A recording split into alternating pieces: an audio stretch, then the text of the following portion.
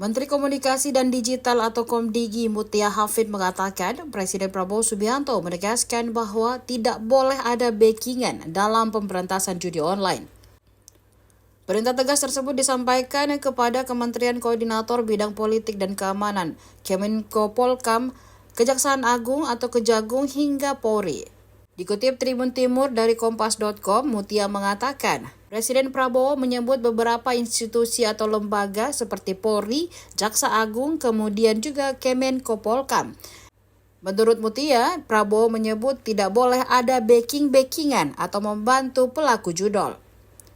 Kepala Kantor Komunikasi Kepresidenan Hasan Nasbi juga mengatakan Prabowo menekankan kepada jajarannya agar tidak main-main dalam mengatasi 4 persoalan penting di Indonesia. Di antaranya adalah judi online, narkoba, penyelundupan, dan juga korupsi. Pembahasan ini sudah berulang kali disampaikan oleh Pak Prabowo karena begitu maraknya kasus judi online.